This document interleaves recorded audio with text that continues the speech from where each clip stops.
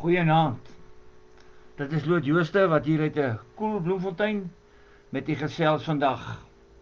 Ek hoop dit gaan met die almal goed en dat jy nog goed gaan, dat jy nog goed hou in die lewe en ook in die gesondheid. Kom ons maak die oë toe en dan bid ons saam. Almagtige Here God, baie dankie vir die wonderlike voorreg wat ons weer het om na 'n week by mekaar te kan kom en te kan hoor wat U deur die kragtige werk van die Heilige Gees vir ons vanaand uit U woord wil sê. Aan U, liewe Here, kom toe al die lof, eer en dank vir die wonderlike voorreg wat ons het om in hierdie land nog in rus en vrede rondom U woord te kan vergader. Dat ons nie oor ons skouers hoef te kyk vir iemand wat ons vervolg, omdat ons die naam van Jesus Christus op ons lippe neem nie. Ons bid alles in die naam van Jesus. Amen. Ons skriflesing is vandag uit Handelinge 1, vers 1 tot vers 11. Handelinge 1, vanaf vers 1 tot 11. My eerste boek, Theophilus, het ek geskrywe oor alles wat Jesus gedoen en gelewer het, van die begin af, tot op die dag van sy hemelvaart. Voordat hy in die hemel opgeneem is, het hy deur die Heilige Gees bevele gegee aan die manne wat hy as apostels uitgekies het. Na sy dood het hy aan hulle met baie onbetwisbare bewyse ook getoon dat hy lewe. In die loop van 40 dae het hy by verskeie geleenthede aan hulle verskyn en met hulle oor die dinge van die koninkryk van God gepraat. Terwyl hy 'n keer saam met hulle aan die tafel was, het hy hulle beveel: moenie van Jerusalem af weggaan nie, maar bly wag op die gawe wat die Vader beloof het, soos julle van my gehoor het. Johannes het wel met water gedoop, maar julle sal binne 'n paar dae met die Heilige Gees gedoop word. Toe hulle 'n keer weer by mekaar was, het hulle vir Jesus gevra: Here, is dit nou die tyd dat U koninkryk vir Israel weer gaan opgerig word? Hy het hulle geantwoord: dit is nie vir julle om die tyd en omstandigheid te weet, wat die Vader in sy mag bepaal het nie. Maar julle sal krag ontvang, wanneer die Heilige Gees oor julle kom. En julle sal my getuies wees in Jerusalem, sowel as in die hele Judea, en in Samaria, en tot in die uithoeke van die wêreld. Nadat hy dit gesê het, is hy opgeneem, terwyl hulle dit sien, en 'n wolk het hom weggeneem, sodat hulle hom nie langer kon sien nie. Terwyl hy weggaan en hulle nog stip na die hemel kyk, het daar skielik 2 mans in wit klere by hulle gestaan. Die sê toe vir hulle: Galileërs, waarom staan julle so na die hemel en kyk?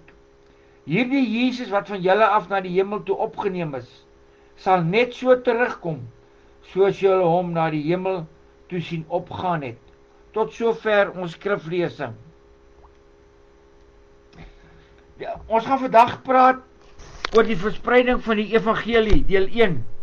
Dit is vanaf die groot opdrag tot by Paulus se eerste sendingreis. Wanneer ons oor evangelisasie praat of preek, dan is die gewoonte daar om teksverse van die groot opdrag, soos wat ons dit aangeteken kry in die 4 evangelies en Handelinge aan te haal, maar spesifiek die in Matteus en in Handelinge.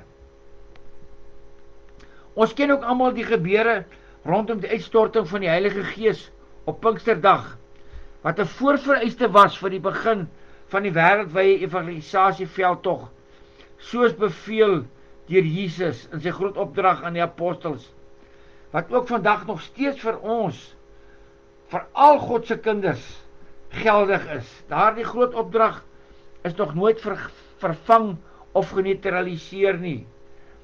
Ek wil vandag vir 'n rukkie stil staan by die geografiese uitbreiding van die kerk in vervolging vanaf Pinksterdag tot en met Paulus se eerste sendingreis.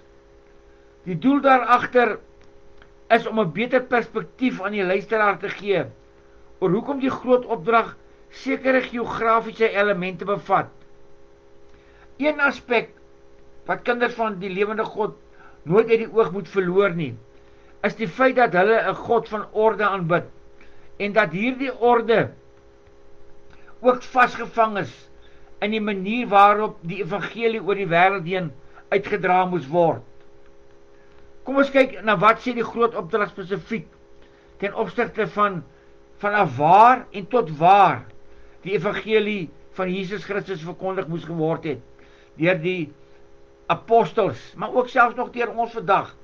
Hoe het God self hierdie evangelisasieprogram van die grond af gekry, en word het tot vandag toe nog deur hom bestuur, onder leiding van die Heilige Gees, en uitgevoer deur gehoorsame kinders van God. U sal hoor dat ek gebruik maak van die term kinders van God, en nie Christene nie. Dood eenvoudig om die rede, dat alle Christene nie kinders van God is nie. Die groot opdrag is in Handelinge 1 vers 8 se verwysing baie spesifiek oor waar evangelisasie moet begin en tot waar dit moet geskied. Ek lees vir julle weer Handelinge 1 vers 8. Maar julle sal krag ontvang wanneer die Heilige Gees oor julle kom, en julle sal my getuies wees in Jerusalem, sowel as in die hele Judea en in Samaria en tot in die uithoeke van die wêreld. In hierdie vers leer ons hoe die verspreiding van die evangelie in wyeer wordende sirkels uitkring. Die evangelie moes van Jerusalem af na Judea toe, dan na Samaria toe en daarna na die res van die wêreld uitgedra word. Dit sou begin by die toegewyde Jode in Jerusalem, dan die res van Judea, wat ook nog Joods was, en daarvandaan na die mense van Samaria waar die eerste nie-Jode die evangelie sou aanvaar en uiteindelik verkondig word tot aan die uithoeke van die wêreld. En kom ons kyk na die logiese agter die volgorde wat God beplan het vir die verspreiding van die evangelisasie of vir die verspreiding van die evangelie. Judea was daar die tyd die administratiewe streek waar binne Jerusalem geleë was. Daarom was dit net logies dat die hele Judea die volgende teikenarea na Jerusalem vir die verspreiding van die evangelie sou wees. En ook omdat die apostels bekend was met die Joodse tradisies en hulle gewoontes en geweet het hoe om hierdie mense te benader. En hulle het ook toegang gehad tot die sinagoges van die Jode. Jesus was die perfekte leermeester. Hy het gewerk vanaf die bekende na die onbekende, en so was die opdrag dan ook gegee aan die apostels vir die uitdra van die evangelie, vanaf die bekende na die onbekende. 'n Beginsel wat vandag nog steeds in Christelike onderwys van toepassing is. Nou hoe het die gebeure op Pinksterdag bygedra tot die verkondiging van die evangelie tot in die verste uithoeke van die wêreld? Lukas vertel in Handelinge 2 vers 2 tot 4. Skielik was daar 'n geluid uit die hemel, soos van 'n geweldige stormwind, en dit het die hele vertrek gevul, waar die apostels en gelowiges gesit het. Hulle het iets soos 'n vuur gesien, wat verdeel en op elkeen van hulle gekom het. Almal is met die Heilige Gees vervul, en hulle het in ander tale begin praat, soos die Heilige Gees dit aan hulle gegee het, om onder sy leiding te doen. Daar het godsdienstige Jode uit al die nasies onder die son in Jerusalem gewoon, en by mekaar gekom vir die Pinksterfees.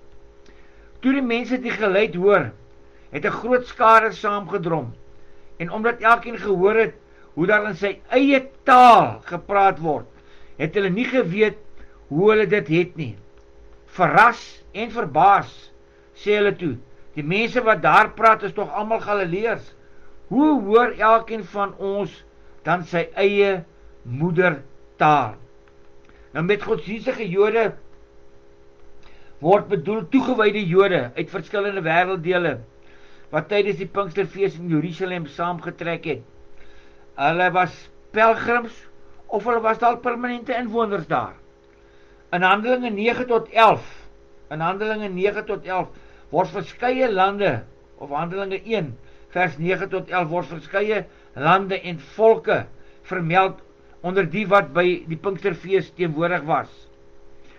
In die ooste tot by Indië, Mesopotamië, tussen die Tigris en die Eufraat riviere, in die weste tot by Rome, in die noorde tot by Turkye en Syrië, Noord-Afrika, Egipte.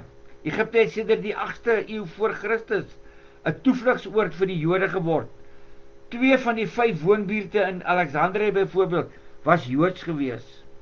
Libië, wes van Egipte in Noord-Afrika en Sirene in Libië.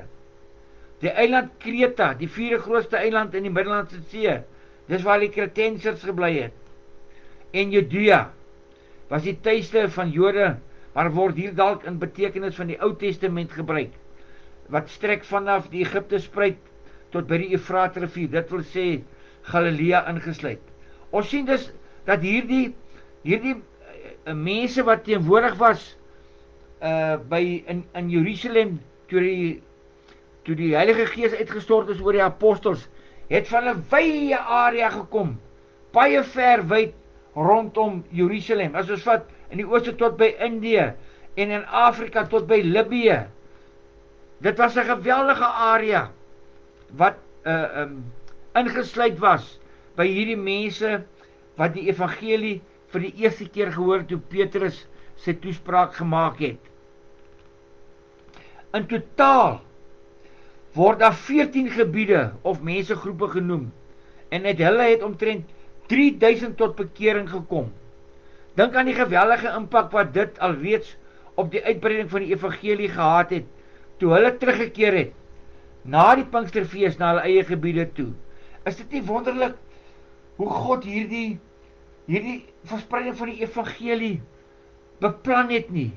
Almal het in Jerusalem by mekaar gekom, daarom sê, van Jerusalem af na die buitewyke toe van die wêreld, of die uithoeke van die wêreld.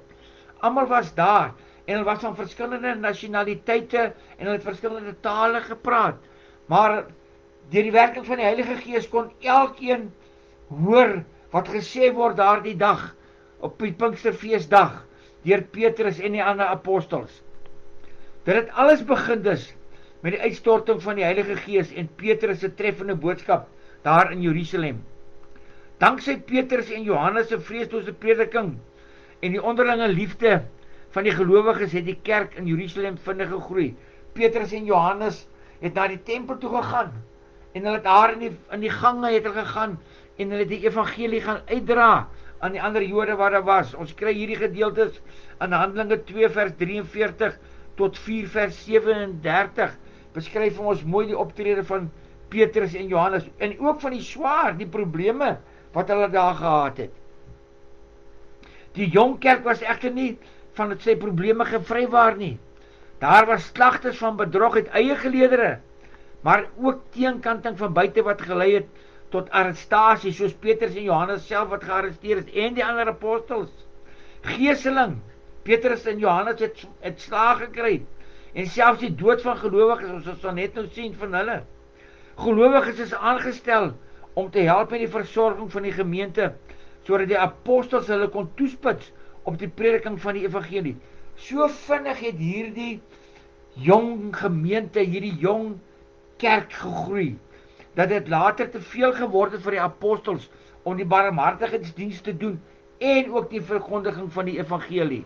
En ons onthou dat daartoe 7 diakens gekies is wat die apostels gehelp het.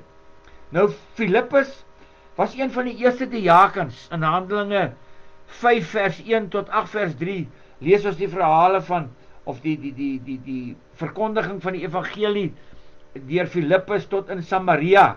Hy het gegaan en hy het tot in Samaria die evangelie verkondig. En daar in Samaria het hy die opdrag gekry om te gaan na die pad tussen Gaza en Jerusalem.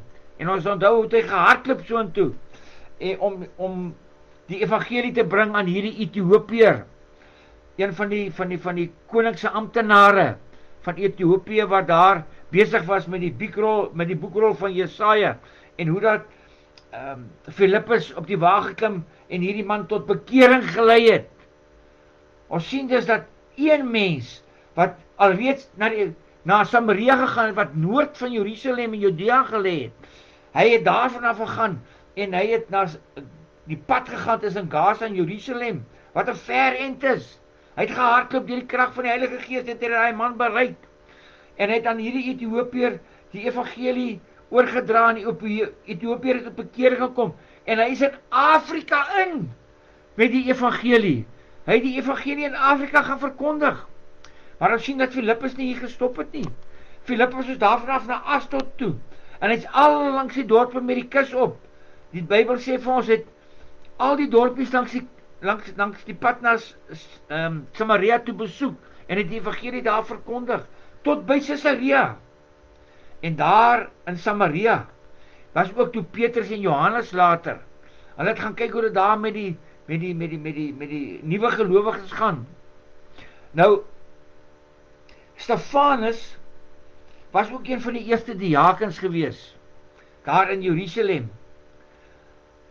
Hy was dus 'n goeie gelowige. Hy het Jesus lief gehad. Hy het aan die mense wat hom gevange geneem het, die hele evangelie verkondig, maar hy het hom nie geglo nie. En hy het ook die eerste martelaar geword, die eerste een wat vir sy geloof gesterf het. En ons lees daar, want terwyl Stefanus sterf, het hy op sy knieë neergesak en hard uitgeroep, Here, moet hulle tog nie hierdie sonde toereken nie. En met hierdie woorde het hy gesterf. Ook Saulus het hierdie moord goedgekeur. Ons sal later weer meer lees van die rol wat Saulus gespeel het by die uitdra van die evangelie. Nou daardie dag, na hierdie sterfte van Stefanus, van daardie dag af het daar 'n ewige vervolging van die gemeente in Jerusalem begin. Al die gelowiges, behalwe die apostels, is uitmekaar gejaag en verstrooi oor die gebiede van Judea en Samaria. Die gelowiges het uitmekaar gejaag, het nie net weggehardloop nie. Nee. Hulle was gemotiveerd. Hulle het krag ontvang van die Heilige Gees, en so ver as wat hulle gegaan het, sê die woord van die Here vir ons, het hulle die evangelie verkondig. Hulle het nie net weggehardloop nie. Hulle het nog steeds die groot opdrag uitgevoer. Onder moeilike omstandighede het hulle nog steeds die evangelie verkondig, so ver as wat hulle gegaan het. Die teenstand en die vervolging het nie die verspreiding van die evangelie boodskap gestuit nie. Inteendeel, dit het net verder en vinniger versprei, danksy die vervolging, danksy die vlugtende gelowiges, wat die evangelie boodskap met hulle saamgeneem het. Nou kort voor lank, was daar ook in Samaria en in Ethiopië Christen gelowiges gewees. Ons kan daarvan lees in Handelinge 8, vers 5 tot 40, sal ons hierdie hele verhaal van Filippus kan lees. Ondertussen het die kerk in Judea en Samaria en Galilea gegroei. Ons sien dus alreeds, die kerk het begin in Jerusalem, hy is toe na Judea toe, hy is toe na Samaria toe, waar die eerste nie-Jode was, en ook in Galilea, wat deel was van Israel, het hy begin groei. Lukas vertel vir ons in Handelinge 9, vers 31 tot 43, van Petrus se prediking, en 'n wyse waarby Eneas in Lydda en Dorcas in Joppe genees het. So Petrus self het al van Jerusalem af uitbeweeg buitekant toe, na die Samaria gedeeltes toe. In Joppe het die Here ook in 'n visioen aan Petrus geopenbaar, dat hy die evangelie aan nie-Jode moes verkondig. Daar was nog altyd 'n huiwering gewees. Die apostels het gekonsentreer om die evangelie aan die Jode oor te dra. Dis hoekom hulle so baie in die sinagoges opgetree het, of omtrent net in die sinagoges opgetree het. Maar hier sien ons vir die eerste keer in 'n visioen, kry Petrus die opdrag. Ons sal onthou van die lagen met die onrein diere, wat die Here vir Petrus gesê het, hy moet slag en eet, en met Petrus tot die besef gekom het, maar, toe God vir hom sê, jy mag niks onreinig wat ek reinig nie, so het Petrus toe die visioen gekry, en hy het besef, maar hy moet ook hierdie evangelie gaan verkondig aan die nie-Jode, en hy was gehoorsaam aan God se opdrag, en die manne wat vir hom gewag het hom geneem na Cornelius in Caesarea, dis in die noordelike gedeelte van Samaria, waar Cornelius en sy hele huishouding tot geloof gekom het in Jesus Christus, en hulle gedoop is. Ons kan dit lees in Handelinge hoofstuk 10. Nou die kerk in Jerusalem was aanvanklik geskok oor die radikale breek met die tradisie, deurdat God se genade nou vir die eerste keer aan die nie-Jode verkondig is. Ons onthou dat Petrus moes kom verduidelik, hoekom het hy dan nou die evangelie aan nie-Jood, Cornelius, verkondig. Nadat Petrus egter alles aan hulle verduidelik het hulle die Here saam met hom geloof, omdat God alle mense, ek sê weer, omdat God alle mense in sy verlossingsplan insluit. Handelinge 11, vers 1 tot 18.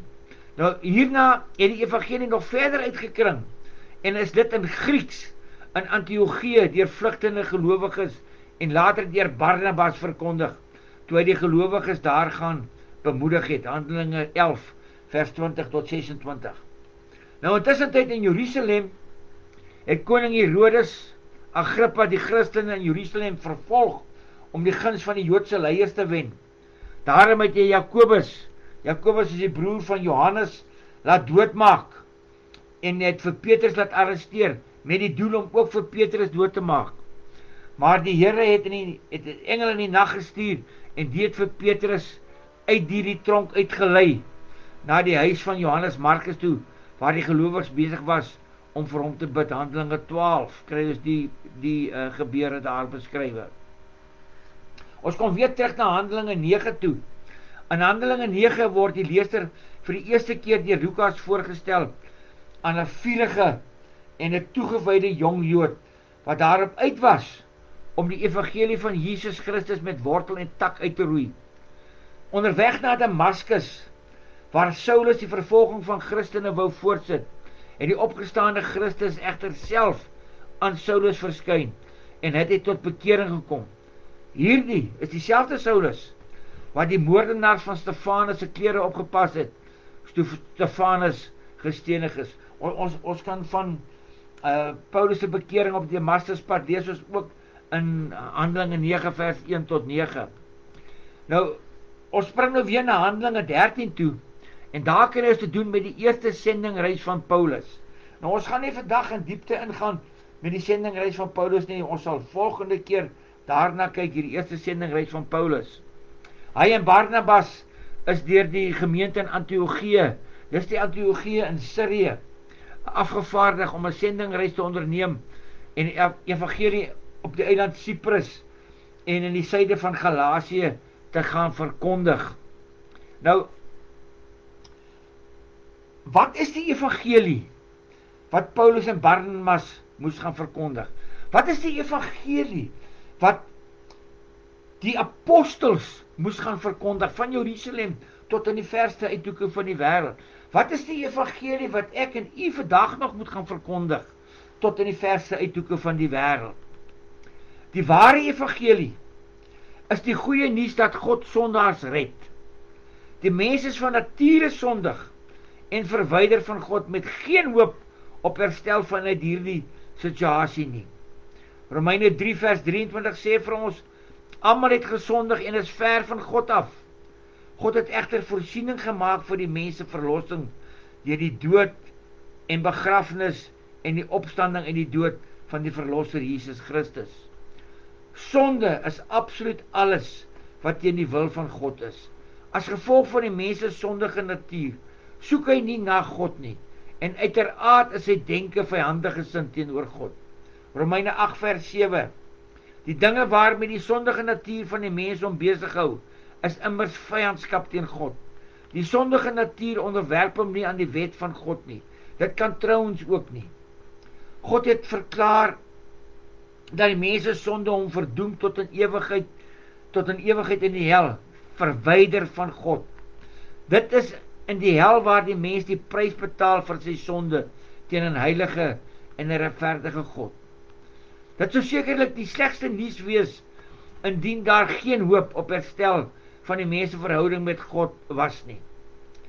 In die evangelie egter het God in sy groot genade daardie herstel voorsien. 'n Plaasvervanger vir ons, Jesus Christus, het gekom om die skuld vir ons sonde te betaal, deur homself te offer aan die kruis op Golgotha. Jesaja 53 vers 6 sê vir ons baie duidelik, ons het almal gedwaal soos skape, ons het elkeen sy eie pad geloop, maar die Here het ons almal se sonde op hom, Jesus, laat afkom. In 1 Korintiërs 15 vers 2 tot 4 verduidelik Paulus die 3 elemente van die evangelie: die dood, die begrafnis en die opstanding van Christus in ons plek. Paulus skrywe: deur die evangelie word julle ook gered, as julle vashou aan die boodskap soos ek dit aan julle verkondig het.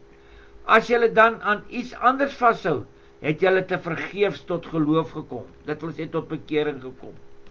Die belangrikste wat ek aan julle oorgelewer het, en wat ek ook ontvang het, is dit: Christus het vir ons sonde gesterf volgens die skrifte. Hy is begrawe en op die 3de dag opgewek volgens die skrifte. Dit is die kern van die evangelie wat Paulus aan die Korintiërs verkondig het. In Galasiërs 1 vers 9 sê Paulus: ons het al voorheen dit gesê, en ek sê dit nou weer: as iemand aan julle 'n evangelie verkondig, wat in stryd is met die evangelie wat julle ontvang het, die vloek van God sal hom tref. Ek wil dit weer vir julle lees, want ons het vandag 'n probleem. Daar is soveel afwyking van die oorspronklike evangelie, dat ons nie anders kan as om aandag te gee aan hierdie geweldige waarskuwing wat Paulus aan die Galasiërs gerig het nie. Hierdie selfde waarskuwing rig hy vandag aan die kerk van God hier op aarde, wat die spoor byster geraak het. Paulus sê: ons het al voorheen dit gesê, en ek sê dit nou weer: as iemand aan julle 'n evangelie verkondig wat in stryd is met die evangelie wat julle ontvang het, die vloek van God sal hom tref. Ons ou sondige natuur het saam met Christus aan die kruis gesterf en was saam met hom begrawe. Daarna is ons saam met hom opgewek in 'n nuwe lewe. Romeine 6 vers 5 tot 8. Aangesien ons met hom een geword het in sy dood, sal ons sekerlik ook met hom een wees in sy opstanding. Ons weet tog dat die sondige mens wat ons was saam met Christus gekruisig is, sodat ons sondige bestaan beëindig kon word. Ons is dus nie langer slawe van die sonde nie. Iemand wat gesterf het, is immers vry van die mag van die sonde. Ons het saam met Christus gesterwe. Daarom glo ons dat ons ook saam met hom sal lewe. Paulus sê dat ons moet vashou aan die ware evangelie, die enigste een wat red. Om in enige ander evangelie te glo is nodeloos. Paulus verklaar dat die ware evangelie 'n krag van God tot redding van elkeen wat glo is. Ek haal vir u aan uit Romeine 1 vers 16 tot 17. Vir hierdie goeie nuus, hierdie evangelie, is ek alles behalwe skaam. Dit is immers God se krag wat hier aan die werk is. Dit bring verlossing vir elkeen wat glo. Heel eers vir die Jode, maar ook vir die nie-Jode. Hierdie goeie nuus maak bekend dat God ons van ons sondes vryspreek. En dit gebeur enkel en alleen deurdat ons glo. Soos die skrif sê: elkeen wat vrygespreek word omdat hy glo, sal lewe. Hiermee bedoel Paulus dat verlossing nie deur die mense eie pogings verkry word nie, maar deur die genade van God en deur die gawe van geloof. Efesiërs 2 vers 8 tot 9, baie bekend, ons ken dit. Julle is inderdaad uit genade gered, deur geloof. Hierdie redding kom nie uit julle self nie. Dit is 'n gawe van God. Dit kom nie deur julle eie verdienste nie, en daarom het niemand enige rede om op homself trots te wees nie. As gevolg van die evangelie deur die krag van God, is diegene wat in Christus glo, nie slegs van die hel gered nie. Ons het 'n volkome nuwe natuur ontvang, met 'n veranderende hart en 'n nuwe begeerte, 'n wil en 'n houding wat in goeie werke tot uiting kom.